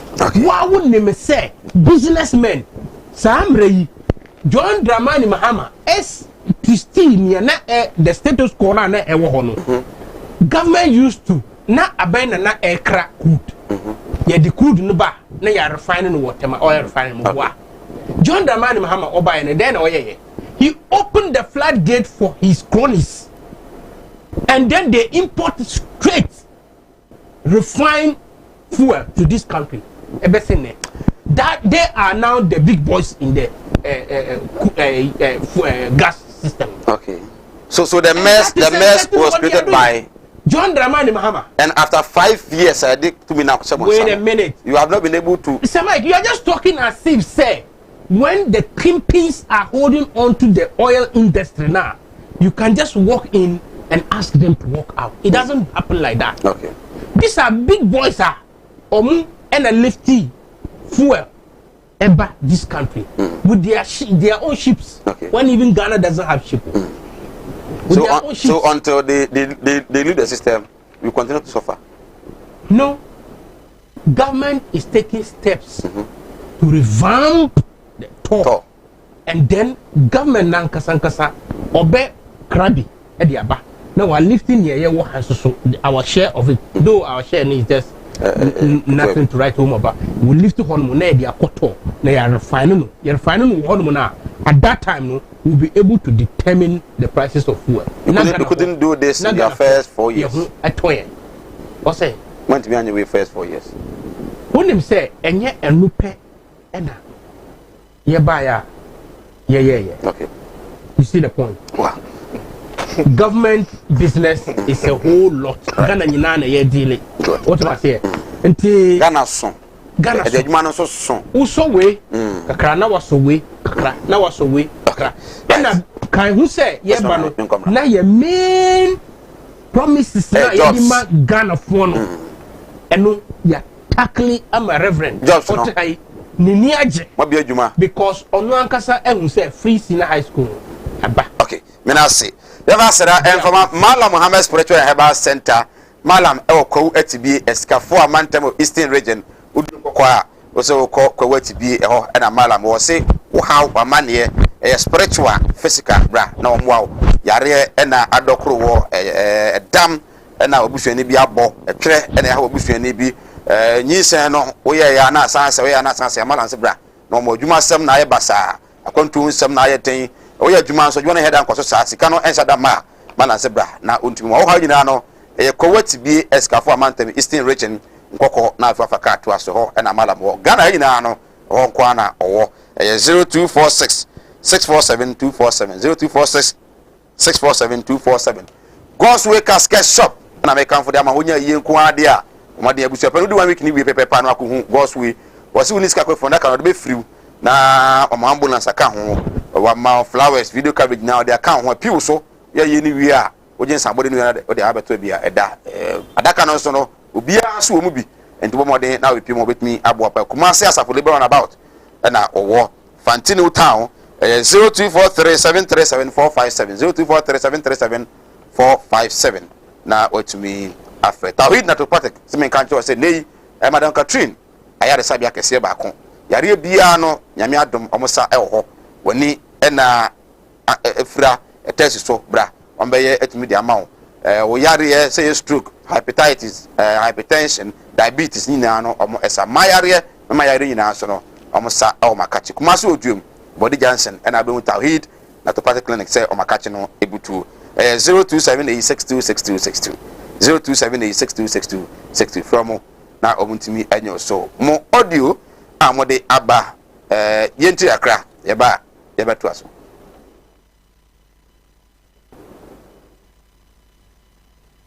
Asafi ashtam enye mahamana oma kamuni bano 50 cities of anya breakfast that time of through play and the better uta the board thing the man again the board the parliament thank you na say ne sen kay ya dia ya fancha kama mo besa o man 50 cities the cowboy out in the better and ya mama besa mahama nande se kana fo nan kay mbe nkoso do mo trawo see akwa no afiliye akwa no say journalist last week I said muna mbatumi abua Ghana asem o kaka ni na nyamo si obeye ni na atuna no se ni se sanya manu inche Ghana fo ada se onu wasi ya obitumi challenge say eye bi ebe bi kwapua at the spot on country because they are on what can on one get back to man because the officer nigga on body ska ko to gana no na just gana no mo dia because gana no just say anti media masem back can be seven catch him just come to no number no fa na ko to okay never occurred in never put I was happening all the water for no about the water. Hello, good evening.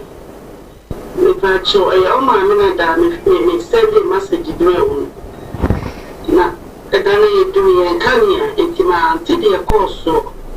I'm a catcher, say, Mahama parents, so ye, more flash of 550 a dinner. A moment better fear me. They say me, Bano, I have this swammy. Oh, mammy, and I am here. It is beside this in any baby pinning, said the party feet in the Slam of the Podi Pomacho. Oh, Mamma Badoni. Okay. That's a damn like kenning a minute, my wife. Right. Hello. You see, MP for Mukasa, Omushe Abu, Omushe Abu, Omukasa saying, Kuala, Omuma example, so who say, and say, yet to a papa, and guessing you say, who down baby, and then the person who buy Los Angeles, just a Mbabu. And it was my example. In example, and yeah, will be a and do so what I know as I know. Yeah, for not to say I'm a profile. Or didn't go too much. Okay. What is all this? Yanasi. Good evening. But you're going to make like a car. You may better make an say. Not cool. The woman say, and yet, not going to the woman say, and yet. If we say, I want to make and can't you know, I don't want to make cancer of the affair, but yet not go, I didn't go here, I didn't go and say, no, if you're fun, if you're in a buy, a NBC, a memona, a woo ya, on the fun. I am a freezy employment, and full beer, and a Maya go, yet changing the same pet, and this is you, another buy. And I want it now. Apa, don't say any and so think I can and can go be association one. Okay. I'm on my bravo. I say, Yen Jana Nado, now, say after 3 years. Or that why, permanent. Hello, I like you know, or blue lady, you must say, don't go out crap for 1 liter.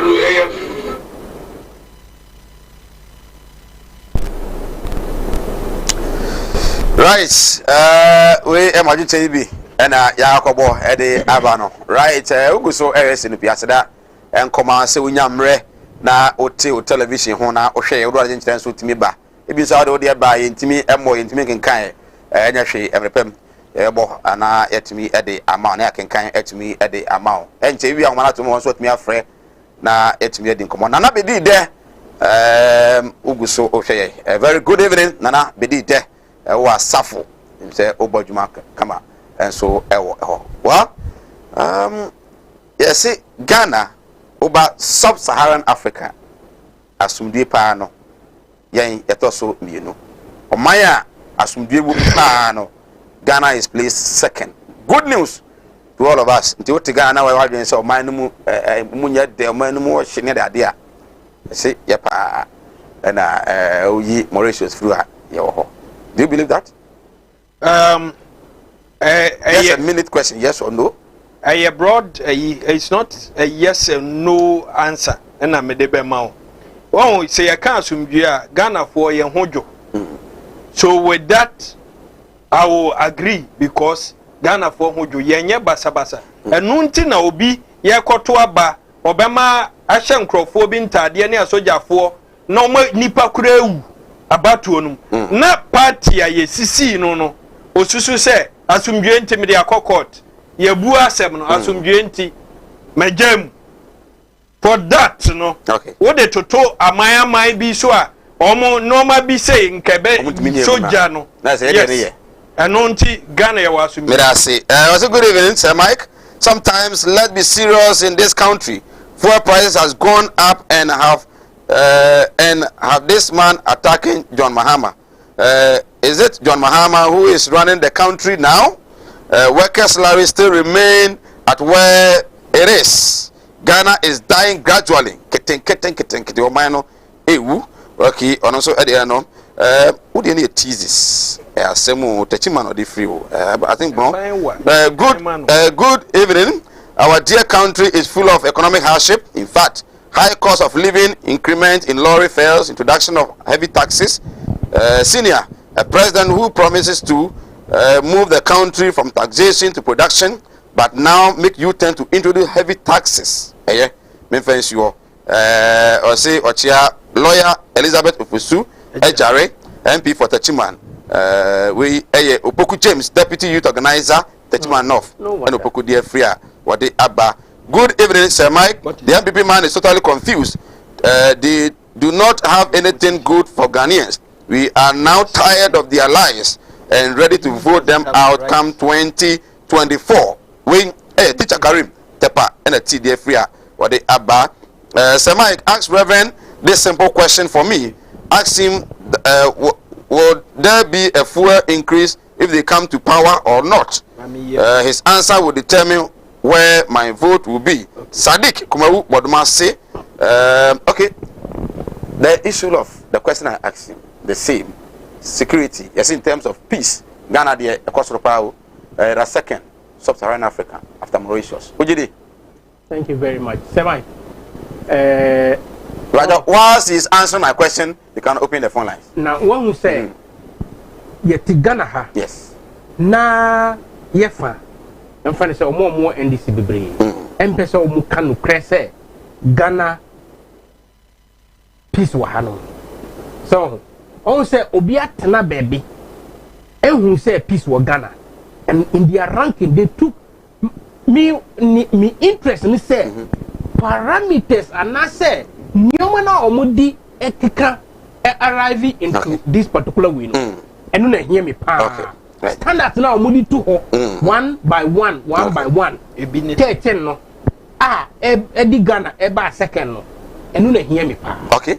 And I say umi amarantum 0202668461 668462 obemwa ebefa to asma me chairman.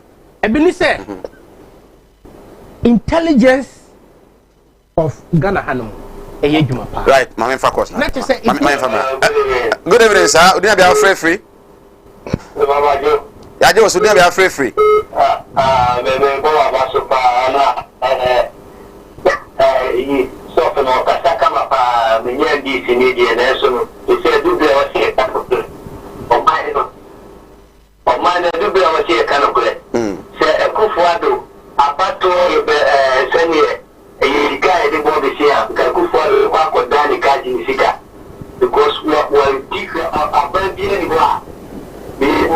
MPP ni wa boss ya na kuja nani na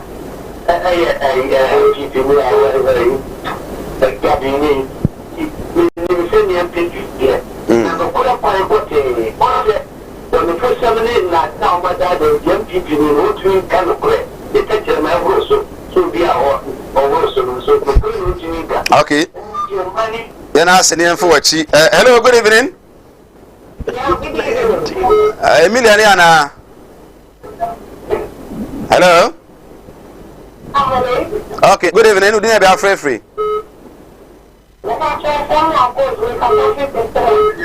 sister ko si entio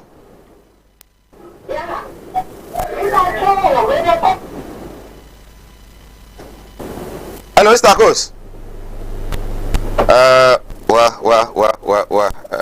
too bad engineers no go so I said the MPP man is confused with Mike won't you redeem him okay MPP highly incompetence okay we say how can I stop watching your show bro you are great thank you Alex you're not here bye hello good evening hello good evening what hello good evening Udini abia free okay I go to you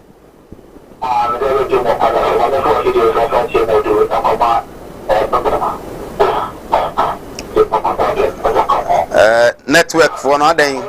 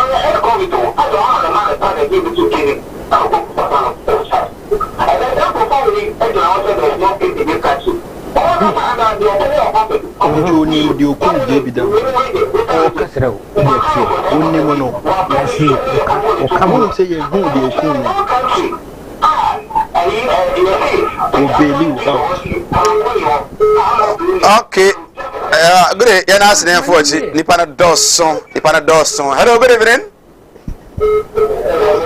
we need to share free He was bailing you. we need to share free okay now tell home next time in tell home hello good evening hello we need to share free yentio eto nkapa kasa officer kwati eto nka clear asemo hello good evening hello yana free for nisi yamba munsi hello So it's a boot. Good evening. Do you have actually free? 20%. And yes, so you can tell me free.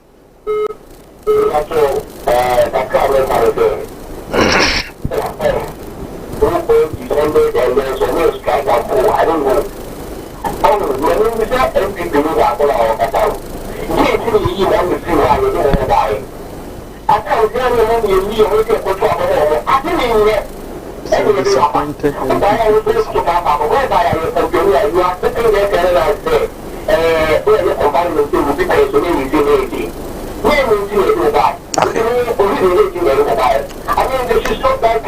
Right.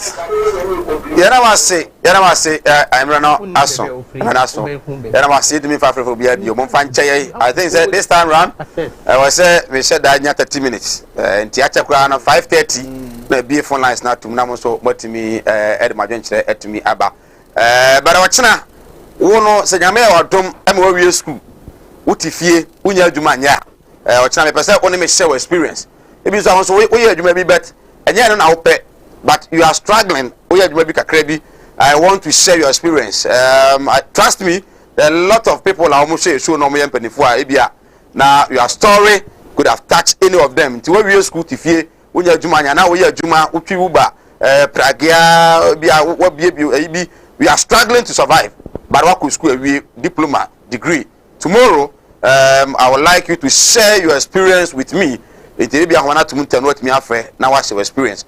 Now if the help could come from elsewhere, now you debate me. Well, you're at the emfa is Madam Eunice.